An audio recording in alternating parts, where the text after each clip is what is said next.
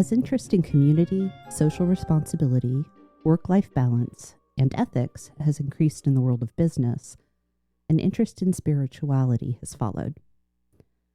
Today's guest wrote this in her dissertation, Practicing Sacred Encounters, and it's this idea that spirituality may have a part to play in the workplace that informs the central theme of today's conversation. If work is sacred, or has the potential to be sacred, how do we learn to lead in a way that ensures employees can experience this in the workplace? As is the habit at the Comfy Chairs, I'd like to start with examining word meanings. For starters, sacred, while most commonly associated with specific religious practices, can also be defined beyond any one form of religion. Essentially, it describes something that has been dedicated or set apart for a special purpose, typically religious or divine.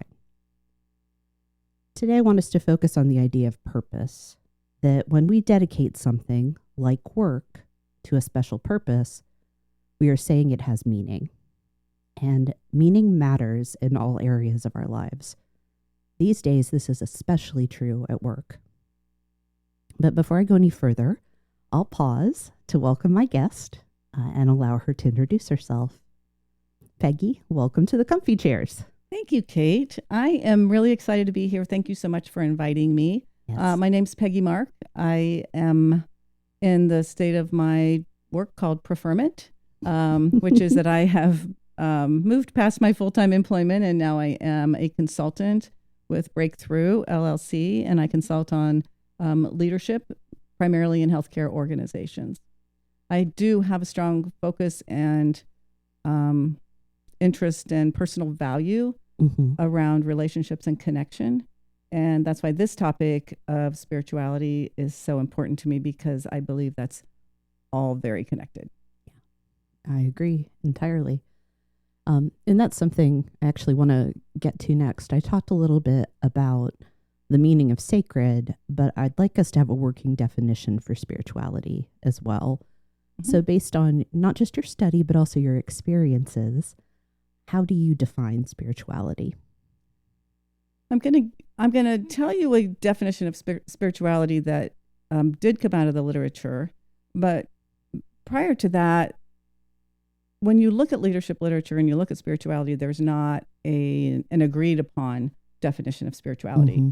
A lot of people go down the road of it has a religious definition. Yeah. And so some of the literature is based on doctrine and the different religious doctrine. Others believe that it's broader than that and broader than religion. So as I went through my research, what I wanted to do is find that definition that worked for me, and I believe is particularly important to speak to healthcare, because that's my background. So I have spent 42 years in the healthcare industry. I'm a nurse by education, and I was studying a healthcare environment. So I was really fortunate in my doctoral work to have one of my committee members, Dr. Peter Vale, who has, since passed, but was just an incredible mentor during the time I was doing my research. And so I chose Peter's definition of spirituality. And if you haven't read any of his books, I would encourage you to just go back and find Peter Vale and read his books on leadership. So the definition of spirituality that I chose is that it's a very personal process occurring over time, and at each moment expressing that person's sense of meaning of life, of what the important questions are, of the significance of people and things around them, and of the direction their personal journey is taking. The main point when I think of spirituality, and as I've built that into my practices and into my work, is really about purpose and meaning. Mm-hmm. But I think the understanding that it's a dynamic process, that as a person interacts with others, as a person matures, as a person has new life experiences, their definition of spirituality might change. Mine might be one way today, but when someone in my family becomes ill, or when I face a personal crisis, or when I walk in nature, I might think of it just a little bit differently. Mm-hmm. So it's important to think that it's not one thing. It is a moving, dynamic process with individuals, but it's also very personal. Mm-hmm. Yeah. I mean, I come from a Christian background, Mm-hmm. and that doctrine is what informs my spirituality. And I'm also very aware, sensitive to, and actually celebratory of the fact that it is individual and unique, because I think, and that fits into my personal framework, because I think we're all unique creations. So, of course, the way we think and feel about how we engage with things inside and outside of us, Yeah. Whether that's our spirit or the spirit around us, of course, it's going to be different and unique. So I love hearing that personal process Mm-hmm. really being central. And you highlighted, family and end of life and nature, that those are sort of the points in our lives where we tend to be more reflective of that. And I would imagine it's accurate to say that you and I both think that work should also have an element of that. Oh, you are very accurate in Yeah. saying that, because I think, knowing you and working with you, our beliefs are about the whole person. Mm-hmm. And I also think in our industry in healthcare, it's about healing, and it's about that whole person. And so how do you address healing without understanding and incorporating spirituality, not only into the definitions or the way that we believe people we're working with live their lives, but in how we live ours, and bringing our values, our spirituality to our work. Yeah. I'm digging through my notes because some of the research I did preparing for our conversation, I found an article that will be linked from Gartner that talked about personal value and purpose at work. Mm-hmm. And one of the themes that they discussed is clarity around the fact that work is a subset of life, not separate from it. And that's been something, frankly, I've been reflecting on recently. And I think it's part of the solution to so many problems that we're having with work right now, is that we've talked so long about work-life balance that there's this idea that they're two separate things. And that's one of the reasons I think we don't talk about the spirit, the soul, or sacredness at work openly outside of certain industries or institutions, because we treat it as something separate, when work is part of life. It's just naturally part of the human experience. So I think if we can begin to really evolve our thinking to think that way, mm-hmm. the way I always looked at it is I would see people leave themselves at the door. Yeah. So they get up in the morning, be with their family, say their prayers, light a candle, whatever you do in the morning to ready yourself for the day, write a reflection, or just walk out the door and get in your car because you're running late. Yep. But you are you, a whole person. But then when you hit that door, you leave that fullness of you, that wholeness of you at the door. And then you walk into work and become someone else, or become a part of you. Yeah. And if we believe that work is a subset, if we believe that it's all part of our life, and what we choose to do is a reflection on us for many people, not for all people. Some people are, have less choice in what they do. That's accurate. But as you look at it as a subset of life, then it becomes more acceptable to bring that whole person to life to work as well. And then you're not always feeling that push-pull about, am I in a work mindset? Am I in a life mindset? Mm-hmm. It all becomes, you're able to express yourself. Exactly. And it's about, am I my best self in all aspects of my life? Because I think kind of going to the whole self, people's self-worth, having intrinsic worth, that it's important for us to create environments where people not only can be their best selves, but they want to be their best selves, whether they're work life or other. And to your point, some people don't have a lot of choice in that matter, not only where they work, but how they behave. But kind of the ideal, the goal, the standard we should be setting is work environments that people want to bring their best to.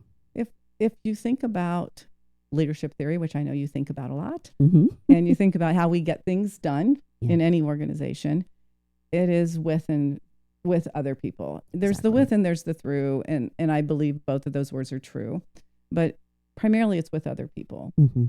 At one time, and I hope this is not coming back into our work environments, but there was that great man theory that it is one person at the top of the heap, and they make all the decisions, and you do as you're told, basically. So you have no say so.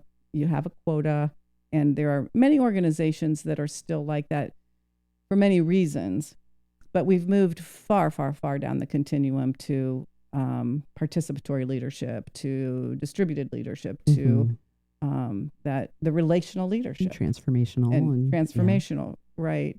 And so I believe that if we can stay on that side, the right side of that continuum, as I see it, and if we can respect, and it kind of goes back to Sacred Encounters a little bit in my thinking, if we approach each person with dignity, which is one of the tenets of Sacred Encounters. Yeah. If we believe that every person has worth, has inherent worth, and we also believe that they deserve dignity, and that I, as a human being, have no place in judging whether they deserve dignity or not, that they do. If we really can believe that, then everybody can more likely feel valued and find purpose and contribute to the whole and have that sense of belonging. And we also know, Kate, and I love this conversation because I know how you think as well, but we also know that sense of belonging is so important. It is. And so the word dignity, if you go back to Sacred Encounters, it's care, compassion, it's dignity, care, compassion, and connection. Then in healthcare, we're always looking at caring and compassion and that human connection to promote healing. But the concept of dignity is one that we say, but we all judge people so harshly sometimes. Yeah. And just to hear those words and I heard it from a manager that I was interviewing for my research, and she was describing a really, really challenging patient experience with a family member. Her staff were terrified of this family member. Ooh. They didn't know how to deal with him. He was in a terrible situation with a child who was ill. And what she said to me is what I said to my team is, I don't have the right to deserve if this man deserves dignity or not. He does, because he's a human being. And so I treated him with dignity, and she did. And he left crying and hugging her and thanking her when he came in. I mean, terrifying. Yeah. Terrified and terrifying. Yeah. Yeah. That's something, and I don't want us to spend all of our time talking about healthcare. And I know it's so important in healthcare and other service industries where you are encountering people at the worst moments of their lives, by and large. Like, nobody desires to go to the hospital. The exception that we can typically make is, people that are going to give birth to children. Yeah.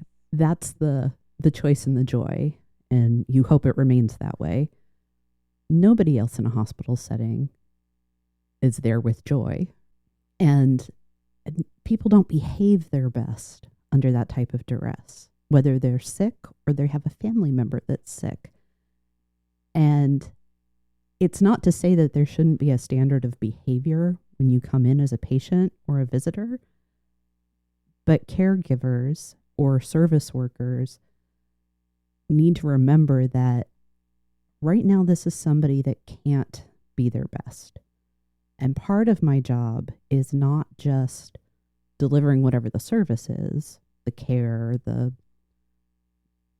I'm thinking about the insurance claim I had to make when I totaled my car in my 20s, right? I was not my best self calling my insurance company. What we need to do, though, is treat them as if, yeah, you have dignity, you have worth. And regardless of how you're coping with that, you're still worthy of respect as a human being. And it's hard. I mean, it's very hard. somebody that comes in yelling at you, it's difficult not to respond that way. Yeah, it's challenging, and I appreciate what you say a lot. And I've thought about this so much, Kate, which is in healthcare, it's easy, or I'll say maybe easy, but it's easier to take these concepts of purpose and meaning and dignity and respect and compassion and caring and healing, and it's easy to put them in the context of healthcare. I think it's also in other, like you said, service industries. I think about teaching, and again, you're dealing with a population, and you're in a service job, and you're in a caring profession. And then as you take these concepts into other parts of industry, of business, financial, the financial sector or other sectors, can you bring those same concepts in? And I believe absolutely you must. And it's more challenging. It's more difficult. That sense of purpose and the sense of belonging will take on a little bit of a different flavor.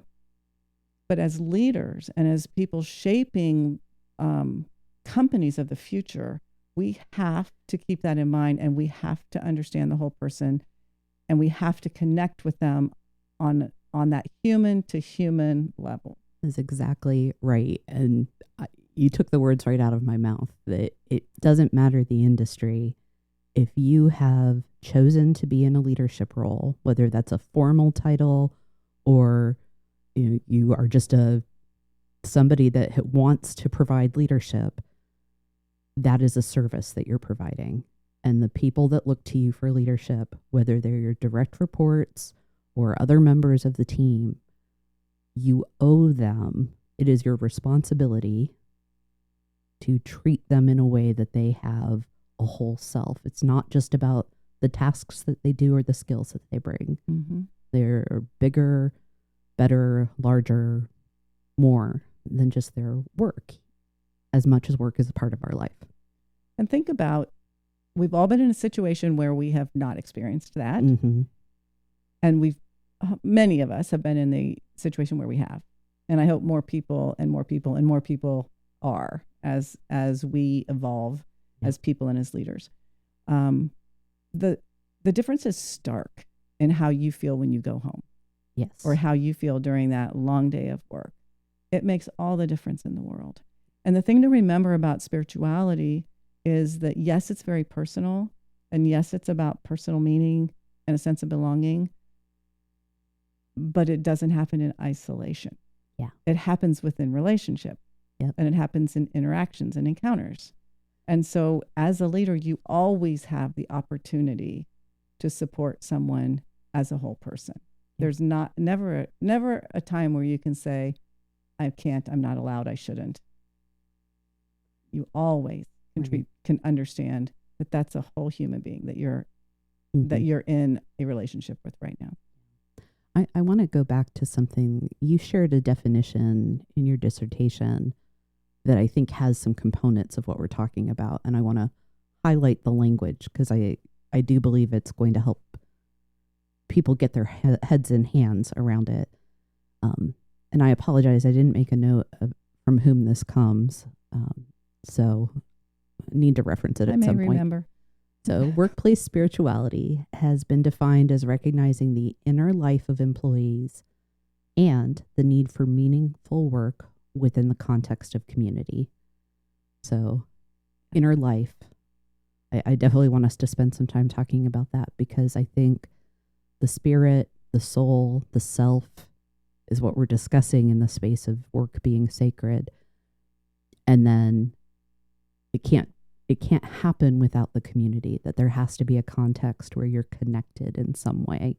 Relationships, whether that's in your fellow coworkers, your leader, or your employees, but also the people whom you serve, whatever kind of consumer is at the end of at the end of the stream, if you will. So let's talk about inner life and the need for connection and community. Well, this is what I think about as I'm listening to you say that. There's Martin Buber, I believe it is, that wrote I and Thou. I and Thou, you said? I and Thou. There's a sense of it's a concept that I call mutuality, but it has to do with you and me. That I become me through you. I become me through my relationship with you. And that's so. As I'm born and I begin to interact with the world, I am created through those interactions and through my relationships with you. And so there's a concept of mutuality that I really love, which is that, and it's along those lines, but it's that anytime I enter into an interaction, I'm entering into an interaction with a full person that has an inner life, that has spirituality, that has some sense of self, and in my belief, has that soul. You also have knowledge and experience and worldviews that are going to be different than mine in some way.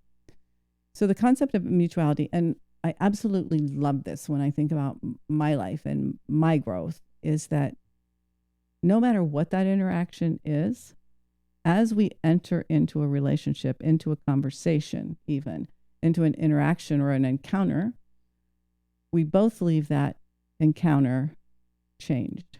Agreed. Yeah. So, and think about that concept though. Think about, you and I believe that, but how many people believe that I'm coming in to tell you, to talk to you? It's very one-sided. I want you to leave changed, but I'm good the way I am. Yeah. And so if you believe that that's almost an impossibility, because now I've had another experience. So it's not really possible for me to leave this relationship or experience or interaction the same. Mm-hmm. How do I want to leave it differently? What's my intent? What do I want to gain? Even if I'm, as a leader, interacting with an employee that's having an issue, I want to leave a better person too. So I'm going to have that interaction differently so that we both leave respected and felt, I guess that we've been respected and treated with dignity. Yeah. And again, I've been changed by even a casual encounter, never mind something as significant as a working relationship and, or a loving relationship, fill in the blank. My head is kind of spinning. I've got 17 different ideas popping around. You just took me to that song out of Wicked. That was in there too. Such a good song. I feel like we're talking about a couple of really key, whether they're philosophical or other. When we talk about inner life, it reminds me of I think, therefore I am. That we can know we exist because when everything else is stripped away, there's thought. Mm-hmm. So, and it's in recognizing that other people exist because there's thought, we need empathy. That the empathy plays a really important part, obviously, in leadership, stating the obvious. But if we are going to create meaning in work, if we're going to let work be sacred, then we can't do that without starting with an empathetic attitude. But I do think that part of this conversation, we need to discuss the role of empathy in making workplaces meaningful, sacred, set apart. I think it's a perfect connection to spirituality, to sacredness, to, I'll say leadership, but really, even if we take leadership out of it, even if we say, I, Peggy Mark, want to find meaning in my work, I have a responsibility, a personal responsibility to find that meaning. And how might I find, nobody hands that to me. People can interact and I guess make me feel less than, of course. But you and I may have a interaction as peers, and that empathy that you may have for me or that I may have for you helps me build that sense of belonging and that sense of meaning and that sense of purpose in my work. So I think it's an incredibly important concept to continue to explore. And I think we have to sometimes take my sense of well-being out of the hands of my leader. Yes. And really own it myself. Now, I say that knowing that some environments are so toxic that that's very, very difficult to do. But theoretically, how much can I own my own sense of purpose and meaning and well-being as I go into my work environment? Well, I go back to a couple of things. The definition that you shared from Dr. Vale, it's a very personal process. Mm-hmm. One of the articles that I read and shared with you, they say that ultimately what makes work meaningful is going to be unique to you and your values. That it's this funny, I'm actually reminded of the advice my mom gave me before I got married. She's like, marriage is not 50-50, it's 100-100. And leaders and employees, I think, need to take that approach. This is not a 50-50 undertaking. Leaders 100% need to be concerned with the inner life and the connections with their people. Employees need to 100% be aware of and responsible for their own well-being, personal growth, etc. I love that it's 100-100. Your mom is very wise. She is. From everything I've heard you say about your mom. She's pretty awesome. It's her birthday today, too. So. Oh, happy birthday, Kate's Happy mom. birthday, Pat. But it's a really, a really important concept. It's 100-100. Yeah. And the thing that leaders have to remember is I am expected to care about my employees, and I am expected as a leader to know them and to be able to support them in ways, not only ways that are going to make their productivity higher, but ways that are going to impact the culture of the organization. And the culture of the organization is impacted positively when people feel good. Cared for. Seen, respected. You've been very graciously letting me, ramble through this current thought I have around loving leadership. And I think that's part of what we're talking about right now is leaders need to demonstrate love. And that it doesn't mean that you're best friends with everyone. It doesn't mean that there's, a deep emotional connection. It does mean that you are wanting the best for the people that look to you for leadership. Even if you're a more transactional leader and it's about what's the give and take, approach it like, this is a horrible analogy and I will probably cut it, but what comes to mind is the way a professional chef treats their knives. This is the instrument of accomplishing the work. I will treat it well. Mm-hmm. People are not instruments. And even if you're a transactional leader, you need to think about, am I treating these people well so that the work gets done?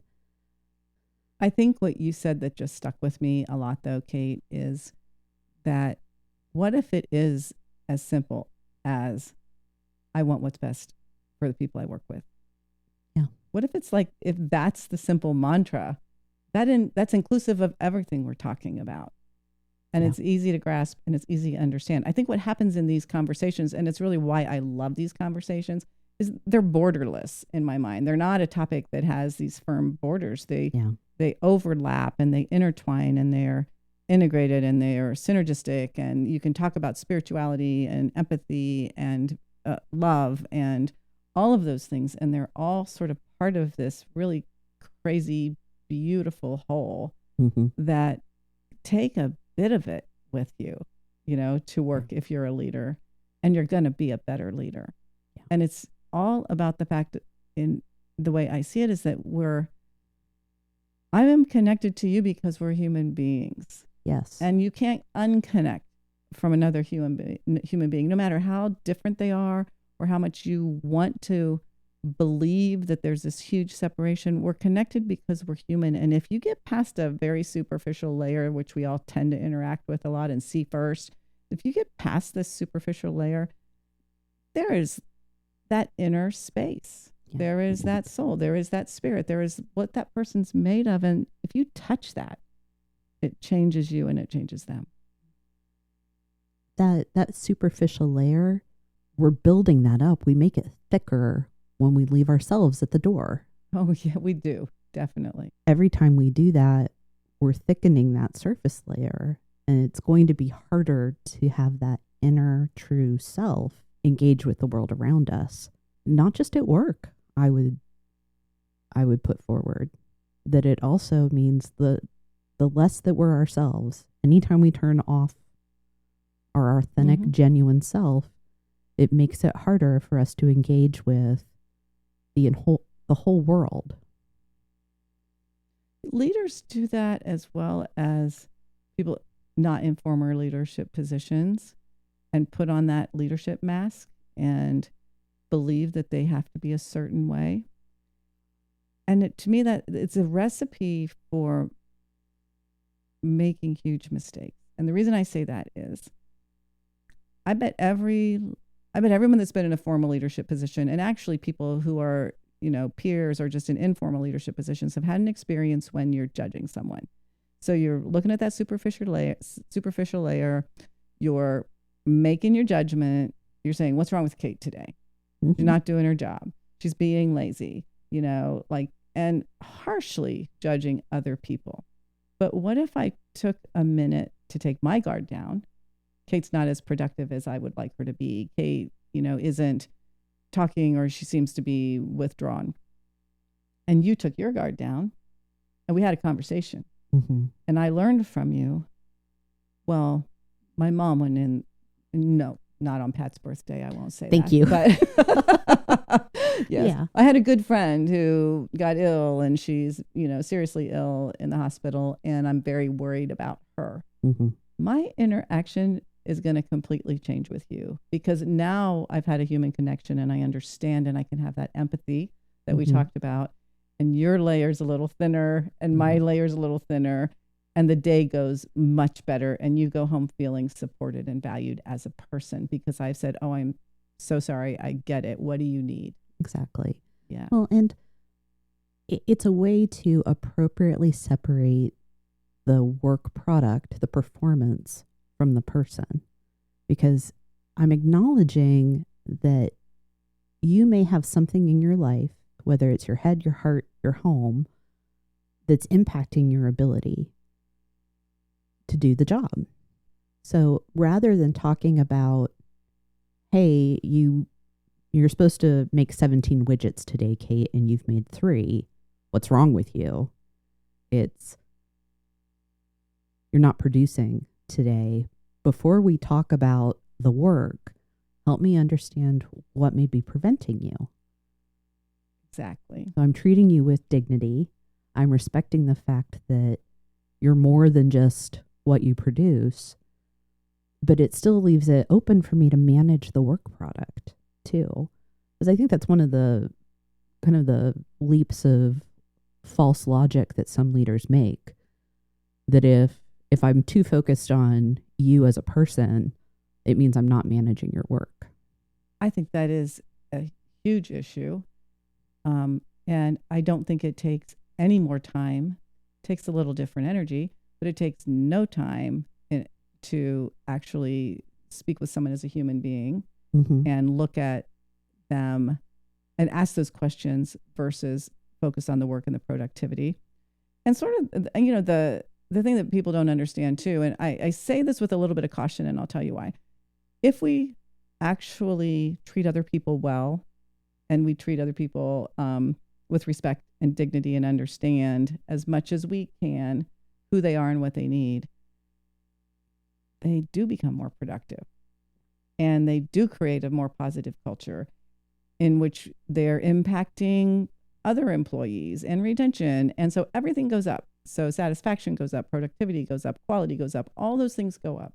The caution I have with that, and I do mention this in my research a little bit, is that I don't want spirituality to become a commodity, to become another, well, be sure that you pay attention to people's spirituality because you're going to get more out of them type of thing. Exactly. It's not that cut and dry. And we can take anything and just make something less than positive. Yeah, well, I I'll think say. this is one of the pitfalls around the conversation of employee engagement.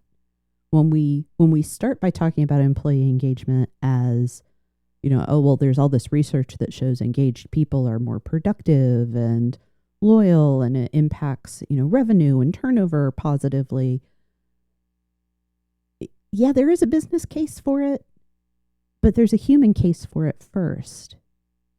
And if you're going to go to work, you need to be thinking about the human part of it, I think, first and foremost, because then the business decisions are logically linked to the human needs. And you can tie your outcomes to the people doing the work clearly that way. So yes, there is a benefit that comes from it, but you don't do it for the benefit. You do it because this is how human beings walking this earth should treat each other. And the flip side of that is if you don't do it, you're going to see the downside in your business. You're going to see the people who are not engaged. You're going to see the people who leave to, for better opportunities. So yes, do the right thing, and the benefit's there. Exactly. The benefit is there. Well, I think that for me, this comes back to love. I want the best. Yeah. It's how am I treating people? And I'm not treating them according to necessarily a policy or because I want something from them. I'm treating them in the way that I believe is right. It's that simple. Yeah. And I think this is a good place for us to talk about, how we treat people and sacred work, because you're putting the meaning, the purpose of the work, whatever you're doing, eventually ties back to how am I treating the people that I work with, I lead, I serve, who are going to use whatever product or service that I'm providing. That it all has that connection, and you're making it, the purpose is to want the best for people. Yeah, I love that you go back to just want the best for people, because it really simplifies things that can seem very complicated. And they're not. We can make them complicated when we think about them and talk about them and philosophize about them. But it's very simple. I want the best for you. Yeah. And how do I do that? It also takes me back to the Sacred Encounters work, which I love so much, because when we use the term sacred, and I've had to struggle with that just a little bit, is because so many people have that religious connotation to that. But as we know, it's about that inner self. It's about that encounter, recognizing the humanity in that person that we're interacting with.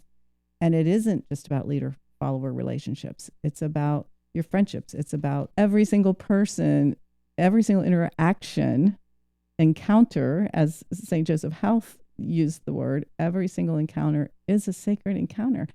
And in a way, that's like a liberating thought to me. It's like this freeing thought. Back to what we were talking about, I don't have to think about, am I going to judge you? Do I like you? Do I think, you're a good person or a bad person? Or what part of Peggy am I going to bring forward right now? Am I being leader Peggy? Am I being, which Peggy am I being? Yeah. It is so liberating to just automatically assume you're dealing with a human being that's essentially has worth, and that I can be myself. It's liberating. It's also empowering, because it says, every function, every type of work has the potential to be sacred, to bring purpose to life, so that every time I go and empty the trash, I am making the environment better. It's not just about, the leader on stage, the nurse at the bedside, the fill in the blank. Every job is noble. And we have to remember that, because if it's worth doing, that means somebody with worth is doing it. Like it's connected that way. I've been thinking a lot these days about the fact that I think we are made to work, and we've kind of forgotten that, because work is work. Whether you believe in a maker or evolution, what we know when we look at our physical bodies is that we're made for work. We have opposable thumbs. We're bipedal. We have big brains. there is in us not just the ability or capability, but the drive to move through the world and change it. And that's work. I love the way you think. Thank you. I love how your brain works. So if we're made for work, why don't we make work something that we get to make? I mean, of course, it's hard. There are plenty of things that I would rather do than, sit down and prepare invoices or whatever. And one of the ways we can satisfy the drive to change the world around us with our hands, our feet, our heads, our hearts is pulling it back to the fact that human beings have intrinsic worth. Yes. We have an inner life, we have a spirit, a soul, and that means that the work of our hands or heads is also worthy. I love that concept. And think about back to the person, based on what you said, back to the person who comes in and takes out the trash, or the person that files an insurance claim. If you believe that, you're going to treat them differently, as we've said. So I can interact, I can have an encounter in any of those situations, but we'll go back to the person taking out the trash. If they feel worthless, a lot of it has to do with how I treat them. Yeah. If they step into my space, they may have intrinsic worth and walk into the job that day feeling pretty good because they had a good morning or whatever. I can take them down to feel worthless so quickly. Yeah. And we can't forget that it is definitely in our power. And they can do the same to me. Yeah. Depending on how we interact, or if they don't speak. If someone just doesn't speak to you, which happens so often when you see people that you judge harshly somehow, then you don't give them the time of day, and you both leave that encounter just feeling less than. So back to what you say, yes, if we just all believed in human worth, and if we all wanted to do this, I just want to help you be your best. It's important to acknowledge that, yes, we all have intrinsic worth, and humans still make mistakes. Oh, yes. The best of us are selfish and short-sighted, choose wrong over right, and we're still worthy of love, of grace. Mm-hmm. You know my motto, people are awful. You gotta love them. Yeah. There's a lot of truth. There's a lot of truth to that. And so if it goes back to judgment, and if I go back to the sacred encounters, the sacred encounter, for domains of dignity, caring, compassion, and connection, caring and compassion, you just cannot forget. And when I make a mistake and someone treats me compassionately, understands, cares about me, helps me remedy that mistake, or just gives me grace, I feel like I have worth. Yeah. Again, just the judgment that we place on people, or even if we're not placing it on them, if what we're saying to ourselves is I'm better than, that comes across as judgment. And so we always have to, that humility, you see now we bring another concept in, but it's humility. The humility is so important. I think through the course of this conversation, the importance of not turning yourself off, right? I go back to that, like leave it at the door. Yeah. That lie, it makes it easier to distance yourself from other people because you've created all of these layers. Every time you turn yourself off, it's another layer. So of course you can think, I'm different, I'm better, I'm worse even, right? So yeah, it's about humility, but it's also about authenticity. It's very much about authenticity. And we are very afraid to be authentic. Oh yeah. Yeah. Well, and so you much do of get this shot down. I mean, honestly, I have been authentic and regretted it. There's a real world out there, and there's realistic, you have to be realistic about not everybody's going to get it. You are going to have people that you walk out thinking, wow, that they just made me feel awful about myself. And then you have to pick yourself up, own it a little bit, whatever your contribution to that conversation was. And sometimes it's just reality is I feel really crummy right now because of that interaction. Or maybe I made someone feel crummy. But if you did, then you can take the personal responsibility of circling back to that person and following up. But we know people aren't all going to do that. And so many people are not in that space yet. But I still see it as a continuum. and I see it as evolution, and I have huge hope that our expectations of leaders are going to continue in that direction. I think what we've started talking about is when we're driven by fear of authenticity, fear of rejection, fear of judgment, all of the thousands of things that we're afraid of every minute of the day, it depletes our ability to be true, to be loving, to bring purpose into the work. Mm-hmm. And the work can be my day-to-day job, but it can also be how I'm engaging with other people around me. I mean, I experience that. I'm sure you do, but I will be self-protective.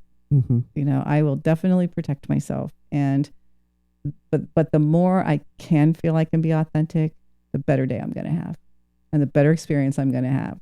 Mm-hmm. And so it's just a work in progress. We just have to keep working at it, be the best we can be, and teach others to be the best they can be, and model the behavior. You know, that's what leaders do. They model the behavior. Be real, be authentic, trust each other. This is going to be okay. I want to come back to, at the risk of being a broken record, the people are awful, because it's kind of what we're talking about. I'm fearless and I'm self-protected. So awful, awe, and full. Awe is something is so big and amazing that it can actually produce a little bit of fear in us. People's nature is full of awe in some ways. And sometimes it's awesome. And sometimes it's awful. Sometimes we do wonderful things, and sometimes we need grace. And extending that not just to everyone around you, but to yourself as well is really important. And I think leaders have to face the fear and forgive themselves when they fold to it. Yes. I think the self-awareness and the self-forgiveness. Mm-hmm. We can sit here and talk about how we believe it should be, knowing that in reality, I'm not always that person. And you're not always that person. And the people we're with aren't always those people. But to strive to be that way is the best that we can do. To know where we're headed and just keep trying to be that better person. Yeah. And if I go back to that concept of sacredness and relationship and that mutuality and connectedness, we do that through and with each other. Mm-hmm. And so just keep finding those people that help bring out the best in us, that keep us learning to be better and reinforcing that good behavior, I'll call it, right, both within ourselves and within others, and give everyone grace when we fall, because we're going to fall. We always do. Yeah, we always do. Yeah. I go back to the definition of spirituality, that personal process. What we're talking about is person-centered work. Purpose can be derived from how we treat the people around us. What if I'm reflecting on what you just said and kind of reflecting on the conversation so far, and I'm thinking about all those concepts that we have pulled in. We started with spirituality and leadership, and look where we've gone. Yeah. Like look where we've gone. It's exciting, and I feel good, and I love the conversation. I mean, what if these conversations just happened? It isn't like put this bolt in this part in this way, because it is so personal and it is so individual. Just to open the door to talk about it can go a long way, and pull in things like, what are my needs? How do I have empathy? Yes, I believe in respect all humans. Like, just have the conversation. And I know in my work, there's been lots of opportunities over the years with certain individuals or even certain groups that you just end up there. But when they happen, they're so powerful. Well, even because yes, put this bolt in this place. Mm-hmm. That work also needs to be done, and there needs to be clarity and direction and routine and process. Mm-hmm. But if you're talking about it as you are a capable, competent person, you have value and worth, these directions are not to infantilize you, they are to enable and empower you. Exactly. It doesn't actually take more time. It takes me a different effort, a different mindset. And at the end of the day, that's going to be more efficient and effective. I think you're exactly right. We can all do that.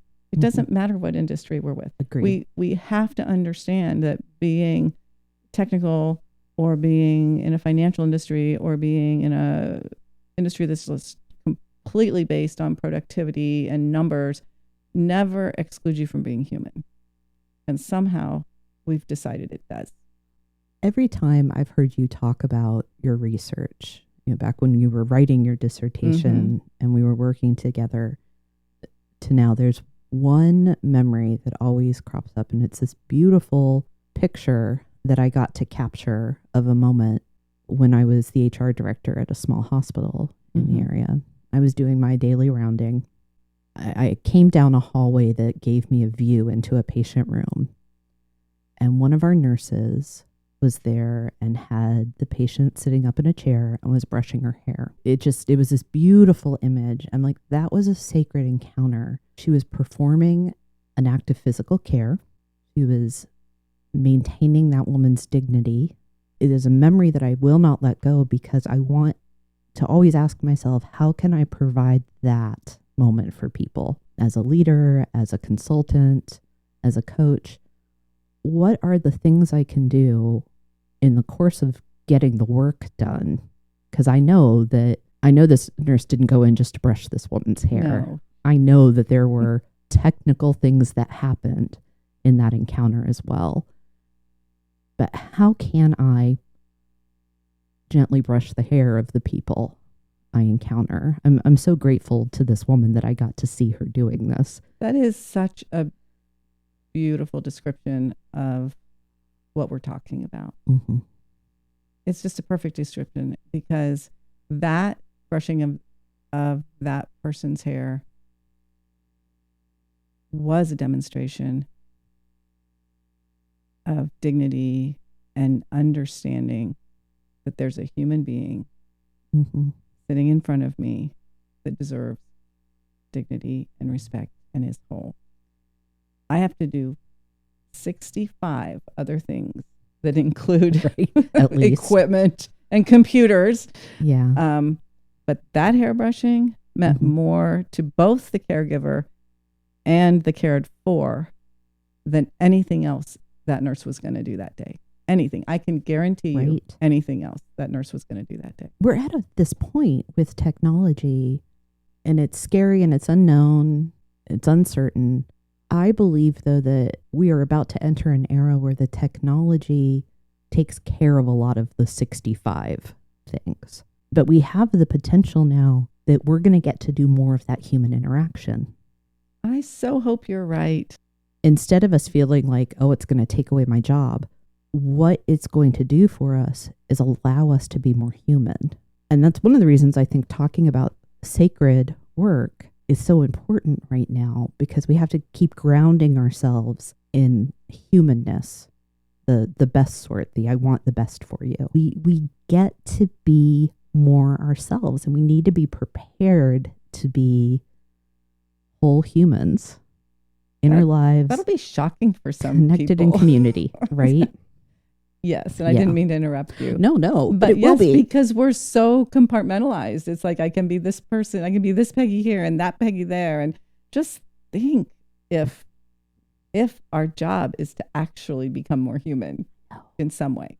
I think it's so exciting. And it's this inflection point, right? Like, it could go to this really better way for us to do work and live our lives, or we could really mess it up.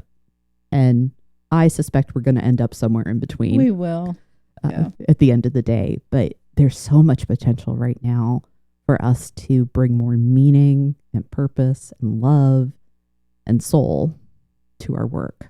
Well, it's why I was really excited to talk to you today and sit in my comfy chair where and I am literally sitting in a very comfortable chair to talk about it, because I like the thought of that we're at an inflection point. I hadn't really thought of it that way before, but I think that this is the timing in our world, in our society, and everything that's happening right now, is perfect for us to really deliberately take another look Mm-hmm.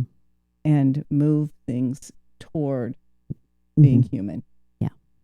Even though our fear, like I get afraid of AI, but to hear you say that, yeah, let AI do what AI does, but then let us do what we do as people. I love that thought. I'm going to hang on to that one, Kate. If we can use it to enhance, use it to take a lot of the drudgery away, I just like I lose language thinking about how we could advance and become more whole, more fulfilled. Mm-hmm. If you're having to do less of the grind work that comes with so much of like knowledge work and things like nursing as well, that if that drudgery goes away, what else do you get to do? If you think about the language we use in leadership that we've used for so many years, which I really dislike, and I think it's starting to soften a little. You've got your hard skills Oh, and you got your soft skills. yeah. And it's just maddening to me to use that language, and we still use it. But does that give us an opportunity? All of this conversation that we've had, plus the introduction of AI, does it give us an opportunity to, redefine? Stop using that language, because hard skills becomes good and soft skills become optional when you're talking about it. Correct. So mandatory hard skills, optional soft skills. So all of this conversation, including the support of technology in the future, could we begin to change that language, change the expectation, and ensure that those human skills become mandatory? Mm-hmm. We still really put them aside and make them, if you have time, you can treat people well, kind of thing. People are so black or white, binary, this or that. Yeah. And how can we think holistically about things? It's not, when I ran patient experience, patient experience is not what you do when you're done doing the other stuff. That's a great example. It's the whole thing. And leading people in a way that acknowledges their inner selves is about how you do the whole thing. This is why, again, people are awful. You gotta love them. Gotta love them. I love how silly humans are. This is really, we know better and we don't do better. But we will. Yeah. I am the eternal optimist. We will. Is there anything in this conversation that you want to make certain we don't miss? I've really loved the conversation and how so many, what seem sometimes as separate or disparate concepts around leadership in particular, when we have a conversation like this, they all end up in the same place. Mm-hmm. And that is where this conversation started, which was around the sacred, around the spiritual, around that inner self and meaning. I guess I would boil it all down to meaning in work. To have a conversation like we did, where it was very back and forth, and we started with, well, this is what we're going to talk about, but it went everywhere. Yeah. But it ended with what we intended to talk about. And I feel, to my earliest points, a better person, a smarter person, and actually a really much more energized person than when I walked in this room. So thank you very much. Oh, thank you. And you're welcome. I love when we get to have conversations like this. Not often enough. So I'm really glad you're doing this Comfy Chairs podcast. Thank you. I really appreciate your time and all of your thinking and all of your leadership over the years too. Thanks, Kate. Something I want to close with, Peggy, is to acknowledge the fact that for me, as somebody I used to work for directly, you were a leader that you did the things that you say you wanted to model. That as your employee, I always felt my work had purpose, that I had worth, and that my whole self was what you wanted and expected of me. And I think I am a better leader, thinker, worker for having gotten to be your employee. Thank you. Thank you so much for saying that, Kate. Mean it with my whole heart. Thank you.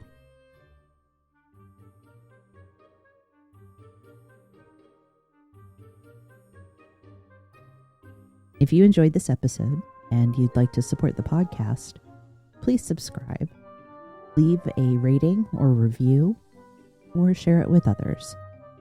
You'll find Comfy Chairs updates and other thoughts on leadership and learning on Instagram at 123 Limited. That's ONE23 LTD.